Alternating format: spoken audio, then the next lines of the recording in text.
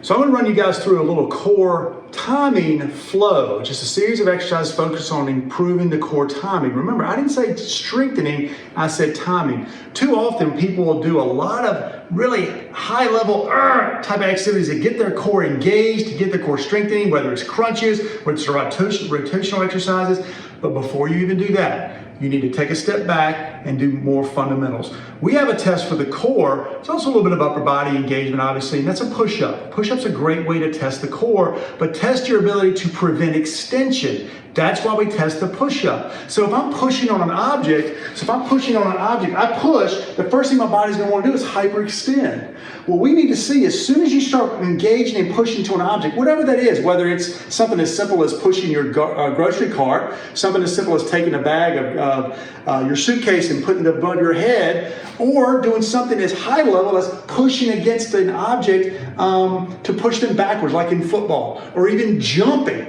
All these high-level activities require you to transfer your energy, but more importantly, require you to avoid extension in the spine.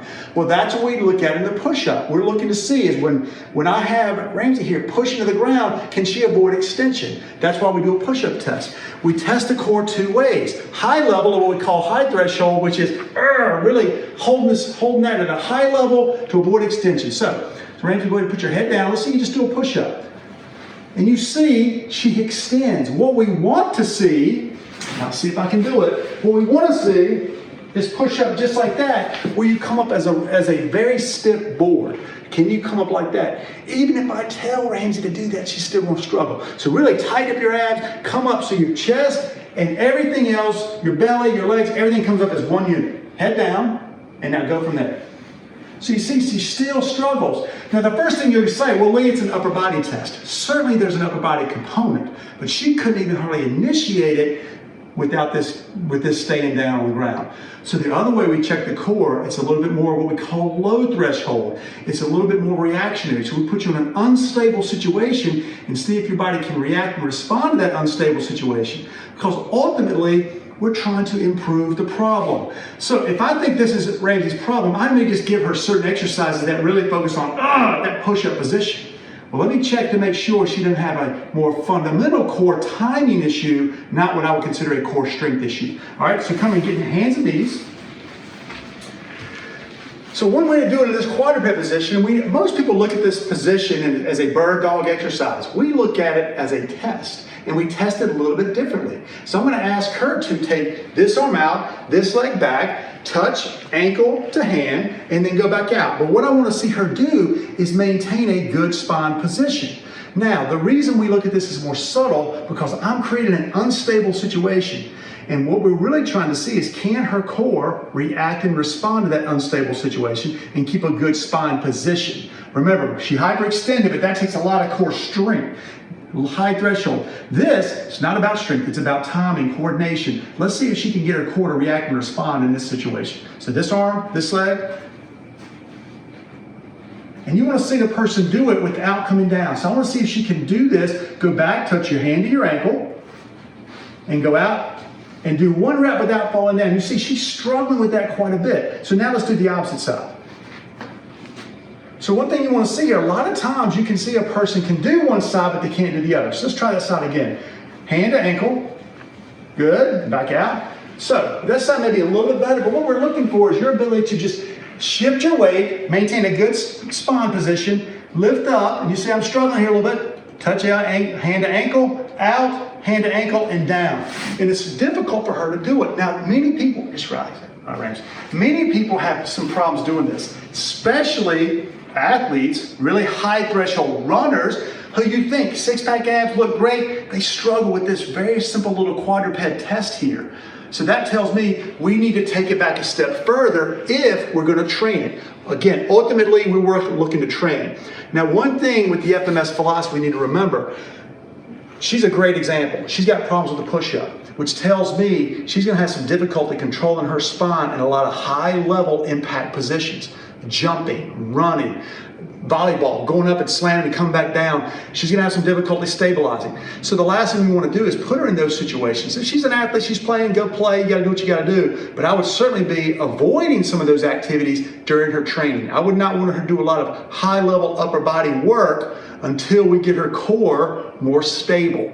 So again, we want to try to create more fundamental core timing before we add that on. So before I start doing push-up activities, a lot of other activities that require that type of strength, I'm going to go back to the more fundamental thing and get her timing right, which we can do by rolling. So now that I know where she needs to start, we're just going to do some basic rolling patterns and just get her to rolling. A turkish get-up's another thing she could be doing, but we're going to break it down and just do some belly to back, back to belly, belly rolling.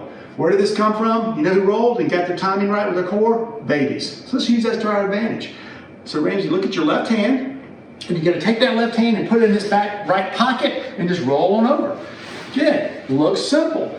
One thing to be aware of, if you don't just go arbitrarily try these exercises, because if you've got an upper body or lower body mobility problem, you're going to have some difficulty doing this. So we've got to clear that mobility out first. So now go back over, lift that head, good. But we want to disassociate. I don't want our upper body, lower body rolling over as a unit. That's a log roll. That may come later. Let's just see if she can disassociate and get that timing down before we do that. So now do it again. Good, back over. And good, reach back across and go back. And you want to let your head lead the process. So I want my head leading. Now let's go the other way. So, yep, good. Back down, arm up, reach across. So now we're going to do some lower body. So again, upper body rolling, right, left. See how difficult that is? Now I want you leading with your leg and let your leg go over. So with your body, upper body not doing anything, good. Go back, all the way down, good. Raise that leg, come back over, good. So again, just teaching her how to disassociate, and it's really like a crossover step. So just doing some basic rolling can get her timing where we want it to be. So that's a more fundamental thing. So now let's use this leg and roll towards me. Raise that leg up. Good.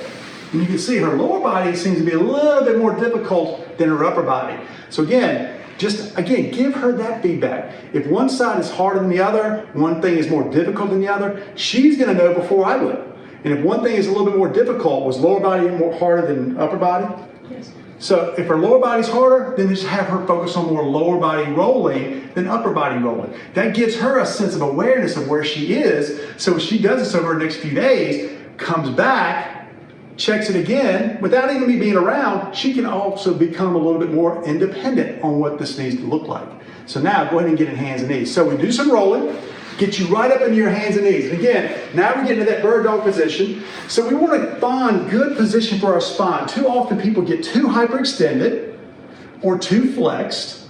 So one thing I'm going to tell her is just go down as far as you can, far as you can, far as you can, far as you can. Now go up as far as you can, far as you can, far as you can. Now find a happy medium.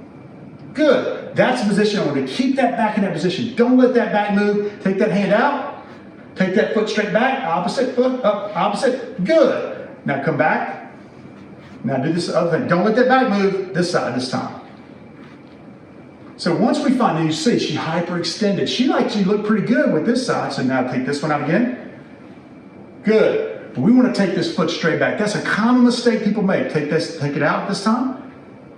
That was better. So again, that little bit of cue. One thing we want to do is I want to limit how much I have to tell her what she should be doing. I want her to feel her way through it a little bit better. So one thing people do, take this leg back. One thing people do in this activity, and you see it all, go to Instagram and you'll see all the mistakes you want to see. This is what you see. That leg is way up there. Keep that foot below the butt. That's what you want to see. You want to see that position. One thing that can help is actually adding in a band. So I can add this band in, give the two ends to the person in their hands, and I'm going to take the other end of the band and loop it around her foot. So now this is going to give her some feedback. Now what I'm doing with the band is I'm not trying to just add resistance so it makes the exercise harder. I'm trying to give her feedback. I want her to get the feedback she needs to keep her back stable. So what's going to happen with the band, it's not so much adding resistance to her leg and her arm, it's compressing the spine. So just hang on. It's compressing that spine. So when she goes out with that band is pulling her in like a again, rubber band or spring. So your back is getting basically loaded it with this band, so your automatic reaction in response to that is create interthecal pressure. Create pressure here. Again, reacting, timing. I want that to automatically turn on. I don't want to tell it. So again, let's get your back in that same position we had earlier. Perfect. Now take that arm out, take that leg straight back. So now that band is giving her that and it's forcing her to engage, and I don't have to say a word. That's what we want to do. That's how you learn, and that's how we're going to improve that timing. Let's do this side again. Take that band back, that leg up. Good. Perfect. So we'll do a few more 5 or 6 reps. Again, this is a flow. We start out rolling, we go to this, find our good position, add the band in. So now what we can do is we can go right into a plank. So now we can do some plank variations. So same thing. So now we're going to get her up, and let's go ahead and get up all the way up the feet. So we're going to get from here to here.